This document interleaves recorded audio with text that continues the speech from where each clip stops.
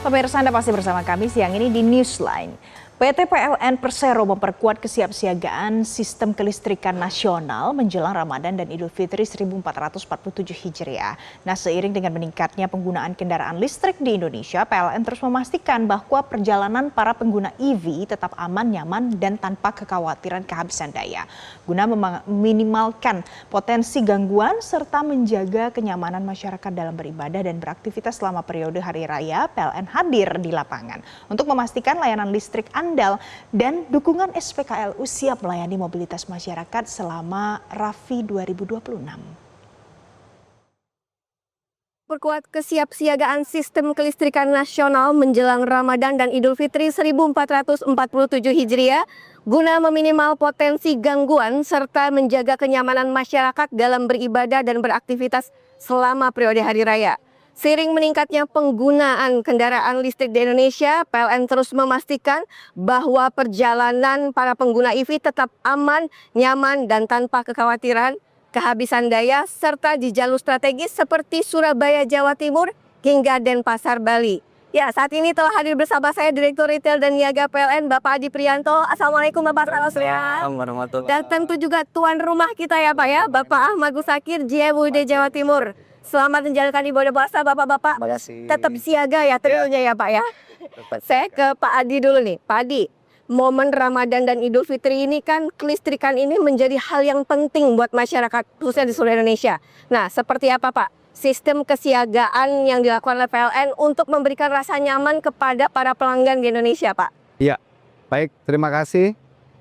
Ini hari yang sangat menarik, hari yang sangat cerah. Dan pada saat ini kita ada di SPKLU Center di Surabaya. Ramadan maupun Idul Fitri itu kita akan menjamin bahwa kelistrikan akan lancar gitu ya. Mulai dari pembangkit. Pembangkit kami tentunya memerlukan energi primer ya, berupa batu bara, gas, kemudian standby minyak dan sebagainya. Nah, ini dari sana kita lihat persiapan teman-teman dari pembangkit PLN itu sudah menyiapkan sekitar 20 hari lebih, bahkan untuk 20 hari operasi ya. Ini sesuatu yang sangat standar dan bagus gitu. Kemudian dari sisi pembangkit itu kami menyiapkan cadangan kira-kira 45%. Pada saat Idul Fitri nanti itu beban listrik akan turun sekitar 30%. Kemudian dari sisi transmisi maupun distribusi kelistrikan ini kami juga sudah menyatakan siaga ya, tanggal 14 sampai dengan tanggal 28 Maret ya. Ini itu kami menyiapkan di seluruh Indonesia itu sekitar 4.700 SPKLU Tersebar di seluruh Indonesia.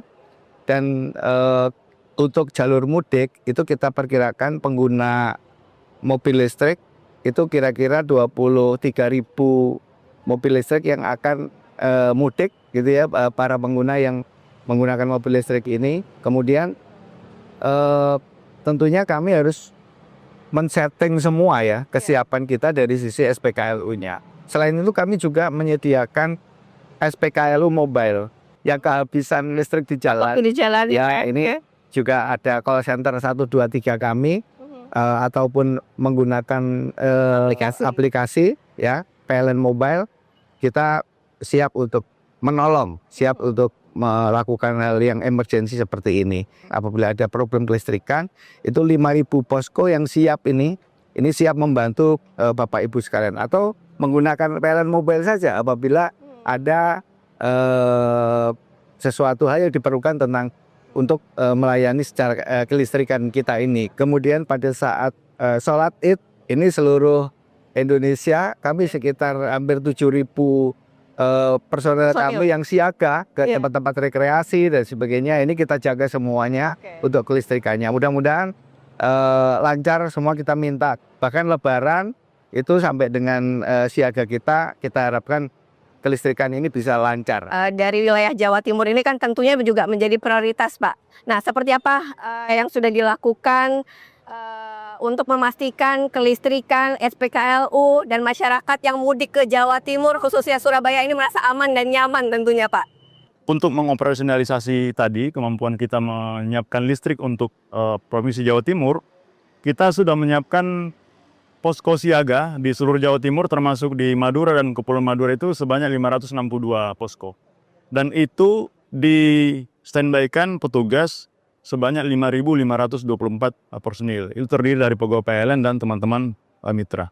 Nah, tidak itu saja Bapak Ibu, untuk memastikan kenyamanan para warga termasuk para pendatang yang akan mudik ke Jawa Timur, kita juga menyiapkan peralatan kerja dan armada yang cukup.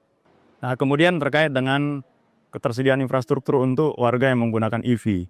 Di Jawa Timur kita sudah menyiapkan sebanyak 297 SPKLU yang tersebar di 158 lokasi.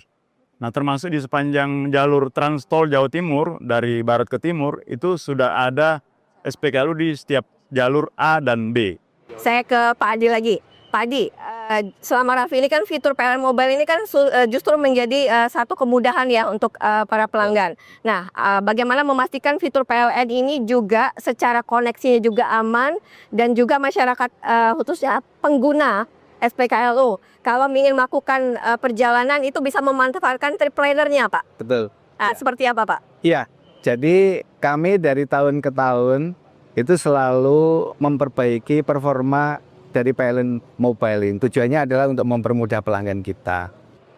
Di SPKLU Center ini, tempatnya orang ngumpul untuk ngecas, itu ada berbagai macam sarana cara bayar. Tidak beberapa lama lagi setelah Lebaran ini kita bisa men-setting seluruhnya. Masyarakat kalau misalkan ada dimanapun karena adanya gangguan gitu ya, itu bisa langsung menggunakan PLN Mobile-nya ya. Ini karena basisnya adalah GPS ya, sehingga dimanapun pelanggan itu ada kesulitan tentang listrik ini tentunya bisa dibantu oleh petugas PLN terdekat. Tentunya kita menjunjung tinggi keselamatan kerja ya kepada seluruh petugas kita yang ada di lapangan.